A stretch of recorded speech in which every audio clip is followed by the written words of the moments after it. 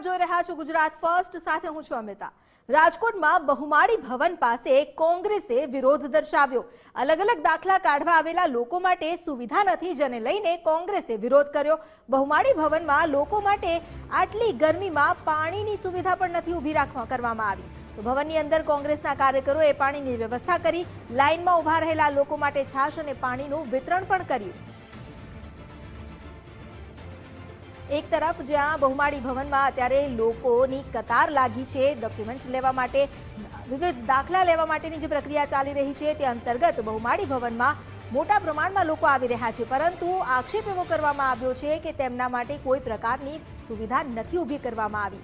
આટલી ગરમી હોવા છતાં પીવાના પાણીની પણ વ્યવસ્થા ઊભી નથી કરાઈ, જેને લઈને કોંગ્રેસ સામે આવી અને કોંગ્રેસે પોતે ત્યાં પીવાના પાણીની અને છાશના વિતરણની વ્યવસ્થા ઊભી કરી અને લોકોને તેનું વિતરણ કર્યું। બહુમાળી ભવનમાં પ્રશાસન તરફથી કોઈ કામગીરી ન થતી હોવાનો આક્ષેપ કરવામાં આવ્યો છે।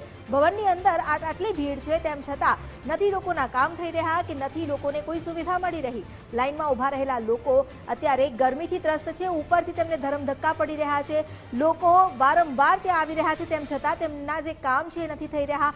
જે આવકનો દાખલો કે અન્ય દસ્તાવેજો મેળવવાના હોય છે તેના માટે 4-4, 5-5 દિવસથી લોકો આવીને કતારમાં ઊભા રહી રહ્યા છે, પરંતુ હજુ સુધી તેમના જે કામ છે થયા નથી અને ધરમધક્કા અધિકારીઓ ખવડાવી રહ્યા છે તેવો આક્ષેપ લોકોએ પણ કર્યો છે।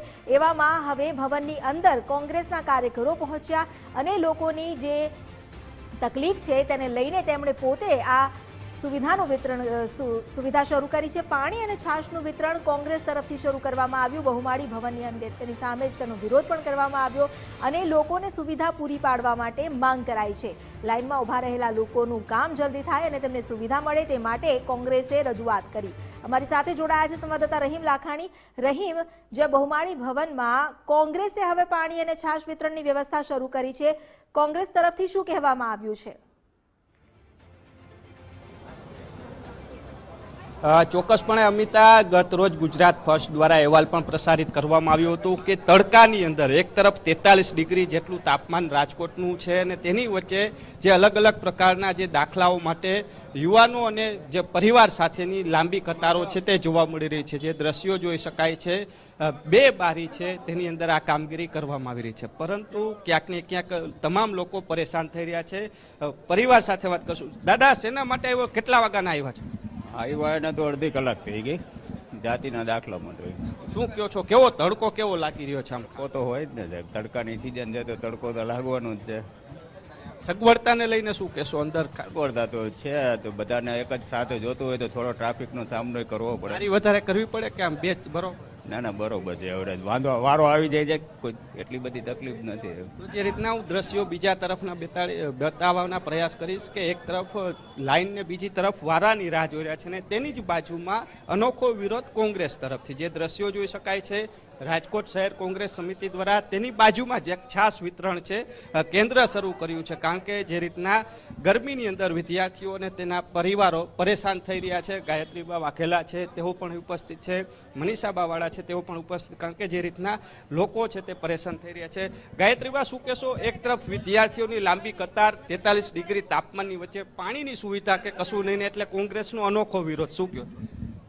હર હંમેશ વિપક્ષ છે એ લોકોને સાથે જ રહ્યો છે અને લોકોના જે પણ કામકાજ હોય અથવા જે એની સમસ્યા હોય એનું નિવારણ માટે હર હંમેશ ઊભા રહ્યો છે। પણ જ્યારે આ જે છે એ સરકારની આમ તો જોઈએ તો એની ત્રુટિ જ કહેવાય, કેમ કે દર વખતે તમે જોશો કે જ્યારે વિદ્યાર્થીઓને રિઝલ્ટ આવે પછી એમ કે એમના કંઈ દાખલા હોય અથવા એને જે પણ પ્રક્રિયા માટે જે પણ દાખલા હોય એના માટે લાંબી કતાર હોય છે, ત્યારે એક વર્ષ કદાચ સરકારને ત્રુટિ રહી જાય, પણ આટલા વર્ષથી એકને એક જ્યારે સમસ્યા હોય અને અત્યારે તમે જોવો છો કે જ્યારે રિઝલ્ટ આવો ત્યારે આવો તાપ જ હોય છે, આવો ઉનાળો હોય ત્યારે સરકારની જે છે એને પહેલા વિદ્યાર્થીઓ માટે જે મુશ્કેલી પડતી હોય એને નિવારવાનું જે છે એ પહેલા વ્યવસ્થા કરવી જોઈએ। અત્યારે તમે જોશો કે નથી અહીંયા પાણીની વ્યવસ્થા, ત્યારે એક વિપક્ષ તરીકે અમે બાળકોને કે આટલી અત્યારે 43-44 ડિગ્રી રાજકોટમાં જ્યારે તાપમાન છે અને તમે જોવો છો કે સવારમાં પણ લોકો ઊભા નથી રહી શકતો. એક સાઈડ તમે જોશો કે આરોગ્યની બાબતમાં પણ સરકાર છે એની સ્થિતિ કથળેલી છે. કોરોનામાં પણ જે લોકોએ વેક્સિન દીધી છે એ લોકો બેભાન થઈને જ્યારે પડી જતા હોય ત્યારે અમે એક લોકોને વ્યવસ્થાના ભાગરૂપે આજે છાસ વિતરણ છે એ કરી અને થોડી ઘણી મહદઅંશે રાહત થાય એના માટે આ છાસ. તો જે રીતના છાસ વિતરણ, બેન શું કહેશો, અનોખો વિરોધ, આમ વિરોધ કર્યો છે પરંતુ જે શાંતિથી ને લોકોને સુવિધા સાથેનો વિરોધ. આ ભાઈ વિરોધ નથી, પણ આ એક માનવતા ધર્મ છે અને કોંગ્રેસ જ્યારે કોઈ પણ પ્રજા હોય, જ્યારે દુઃખી હોય, જ્યારે સરકારની અણાવડત હોય ત્યારે અત્યારે તમે જોવો છો કે હાલમાં કે જ્યારે આ ફોર્મ ભરાઈને જ્યારે આ વિદ્યાર્થીઓનું હોય છે ત્યારે કેટલી લાઈન હોય છે અને 43 ડિગ્રીમાં પણ મોટી ઉંમરના લોકો જ્યારે રોડ ઉપર અને તડકા ઉપર ઊભા હોય છે. પણ આ અમારો કોઈ દેખાવ નથી, પણ એક કોંગ્રેસ કાયમી માટે માનવતા ધર્મથી જ્યારે જેટલું એનું થતું હોય એ કરે. એટલે કે એક છાસ પાય અને જેટલું છાસ ને પાણીથી જે થતું હોય એ કરવા માટે અમારું છે. જે રીતના છાસ અને પાણી વિતરણ કરી અને વિદ્યાર્થીઓને રાહત આપવામાં આવી રહી છે, કારણ કે સવારથી જ વહેલા વિદ્યાર્થીઓ લાંબી કતારોમાં, કારણ કે જે રીતના એડમિશન માટે તેઓની લાઈનો હોય છે, જ્યારે ટોકન નંબર બોલે છે ત્યારે આ પ્રકારના એકી સાથે ટોળા વરવા પડે, કારણ કે જે રીતના છાયા ઊભા હોય ક્યારે વારો આવતો હોય છે તેની રાહ જોતા હોય છે. શું કહેશો, શેના માટે આવ્યા છો દાદા? નોન ક્રિમિનલ માટે. શું કહો છો, વારો આવી ગયો કે હવે ના, હવે લાઈનમાં ઊભા છે. હવે કાલ કરતા આજની પરિસ્થિતિ ઘણી સારી. કાલે આવ્યા? કાલે હતો હું.